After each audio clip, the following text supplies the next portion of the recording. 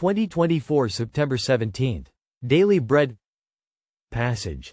2 Samuel chapter 6 verse 1 to 23. Keyverse. Verse 2. Title: The Ark of God brought to Jerusalem. David again brought together all the able young men of Israel, 30,000. He and all his men went to Bala in Judah to bring up from there the Ark of God, which is called by the name of the Lord Almighty, who is enthroned between the cherubim on the ark. They set the Ark of God on a new cart and brought it from the house of Abinadab, which was on the hill. Uzzah and Ahio, sons of Abinadab, were guiding the new cart, with the Ark of God on it, and Ahio was walking in front of it. David and all Israel were celebrating with all their might before the Lord, with castanets, harps, lyres, timbrels, sistrums and cymbals.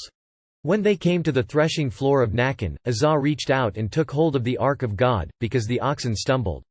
The Lord's anger burned against Uzzah because of his irreverent act, therefore God struck him down, and he died there beside the Ark of God. Then David was angry because the Lord's wrath had broken out against Uzzah, and to this day that place is called Perez Uzzah.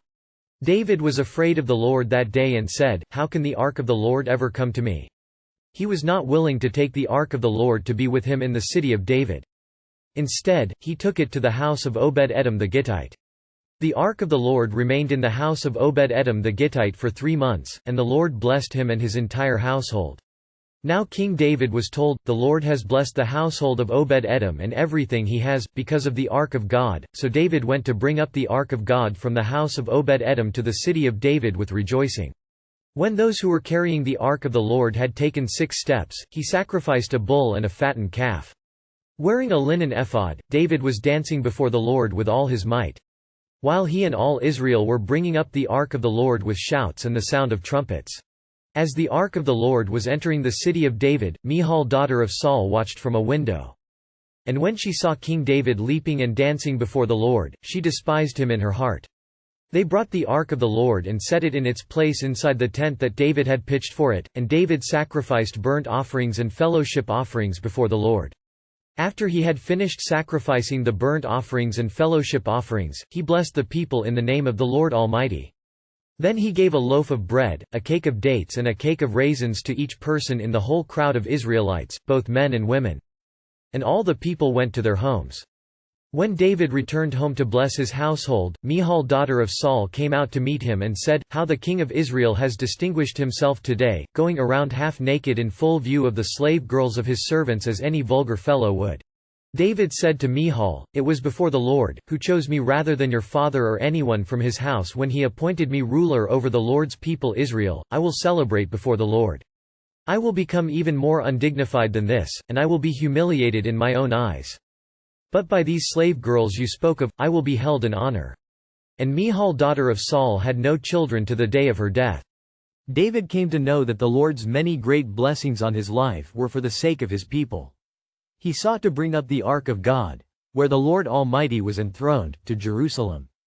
David and all the young men zealously celebrated, partying in a parade up to Jerusalem. But their zeal without knowledge resulted in Uzzah's death.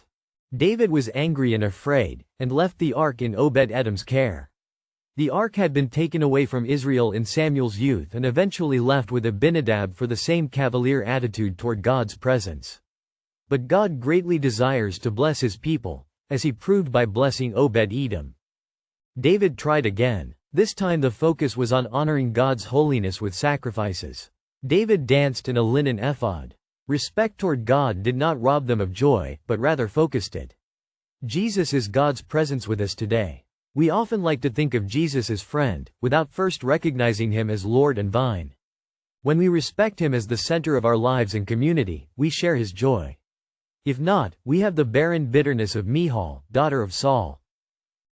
Prayer. Father, thank you for sharing your presence with us in Jesus. In respect of your throne, let us share this joy as your community today. One word. Jesus at the center brings joy.